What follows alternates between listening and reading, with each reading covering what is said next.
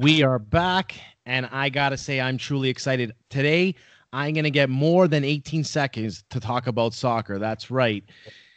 And why not? I mean, it's the biggest sports story in the world right now. The Super League, that has been the buzzword going around the last couple days. It looked like there was going to be a new soccer league being formed by some of the biggest clubs in the world: Barcelona, Real Madrid, Juve, Chelsea, Manchester United, Arsenal. For some reason, they don't belong there. Nonetheless, this would have completely shifted soccer as we know it. It would have been the most seismic shift in soccer, probably the last 50 years. The Champions League that Bobby Bottles so deeply loves and talks so greatly about would amount to nothing, essentially, because if you take these top teams out of it, all of that sponsorship money that pours in for this tournament, you really think it's going to still pour in if those top teams, the money drivers of that tournament, are not going to be in it all of a sudden? Yet you had a couple of big clubs that were not going to be in it. Bayern Munich, number one. Borussia Dortmund, a second one, not going to be in it. Nonetheless, a lot of word comes out today that all of a sudden this is not going to happen. Teams pulling out. Chelsea was the first one to pull out. Then a couple others afterwards. You've got presidents resigning. Manchester United president resigned. The Juve president, I think, resigned, although I don't know if it's confirmed yet. No, it's not. Al's giving me the shake. Al, you're a big Juve fan, so I'll ask you. I'll go to you first. What did you think of the concept of the Super League? Did you like it? And how do you feel now that it looks like it's on the shelf?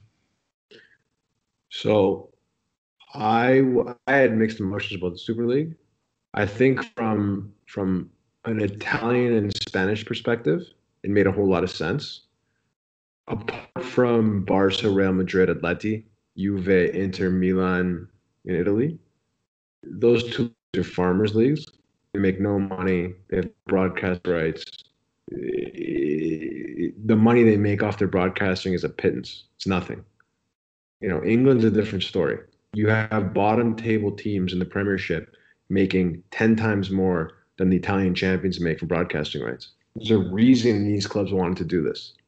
They're sick and tired of carrying the water of the rest of their farmers' leagues. So what does that mean? They make a bunch of money from Champions League. Every team makes a bunch of money for Champions League. These premier clubs do not get enough of that pie. I don't care what anybody says. I will go to my death arguing this. The premier clubs in Europe do not get a big enough slice of that pie.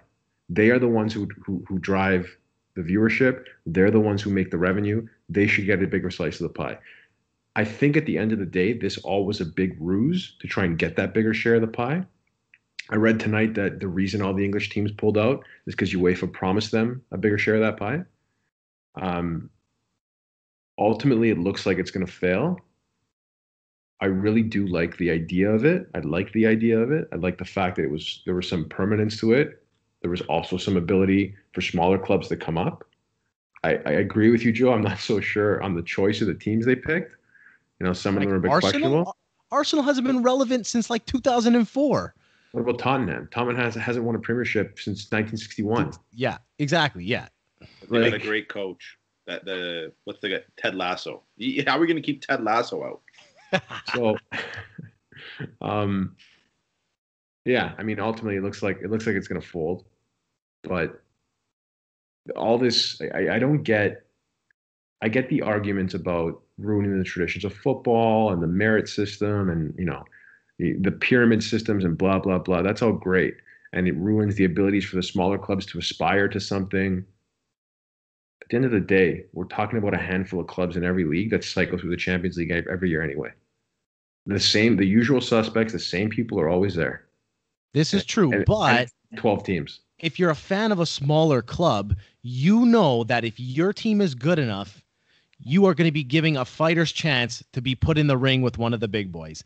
And just to be given that chance and having that chance being taken away from you doesn't seem a whole lot fair. And that's kind of one of the beautiful things about football in Europe is that you get those matchups. And once in a while, you are going to get a Rome coming back from like 3 down against Barcelona and beating them. That's what makes sport incredible, is when the unexpected happens. And with this, you're taking a lot of that out. I know that they had, what did they have? 12 teams guaranteed to be in it, or that had confirmed that they were going to be in it. 15. They wanted to have 15 always, so Yeah. they're not going to be given the chance to be relegated, which is not what soccer's about. And then they were going to have a playoffs. I don't know how they would pick the other 5 teams to be in. So it. yeah, the other 5 teams, I guess, were going to be based on League winners or something. Yeah, same idea as Champions League. But I mean, how do you do you use coefficient? Like, how do you determine what leagues those teams come from and who they are? Like, that part of it was unclear. There's a lot. The other thing is, I think the rollout was a big miss because when they announced, first of all, they announced it at midnight in Europe, which seemed like a pretty cynical thing to do. The second part of it is they just came out and announced this league, and there was no real idea about what it was. There were so many questions. Are the domestic leagues folding? Like what's happening? Are these people leaving the domestic leagues? These teams, Yeah. Nobody really knew. So it was a lot of hearsay.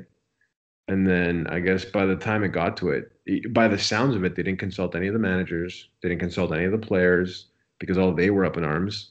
You know, Pep came out and made a statement today, basically completely against it. Jurgen Klopp made a statement completely against it. Pirlo came out and supported it wholeheartedly because that guy's trying to save his job no matter what. And he'd crawl into the crevices of Andrea Agnelli's ass to do that. So I don't know. When it was described to me, it was like, oh, they're going to form their own league. And I'm like, I hate that idea. I think what makes the Champions League special is that we see it. You might not even see these matchups. So to get it, it's like the NFL, where the NFL is special because it's only 16 weeks. But if it's basically just a Champions League and you're guaranteeing these teams in there, I kind of like the idea. And it almost guarantees that the final is going to be big, which it usually is. Like they're usually always is.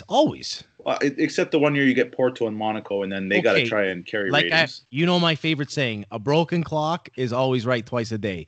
Sure, it may happen, but for the most part, you're always going to get a big matchup in the final. Yeah, you do, and it should, because those big teams, back to the Tiger Woods analogy, they don't move the needle. They are the needle. Nobody's going to watch the small teams.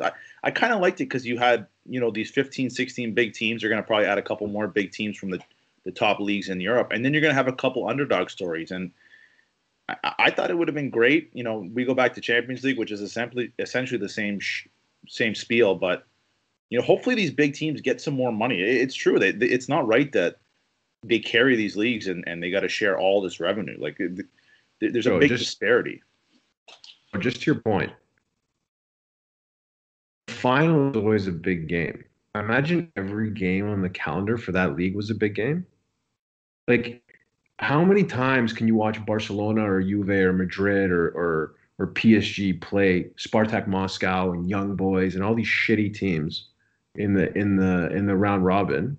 Like, it gets boring. Then now UEFA comes out. They say they're going to expand the Champions League to 36 teams. So now you're going to get more of those games. You're going to get more of those shitty minnow versus monster games when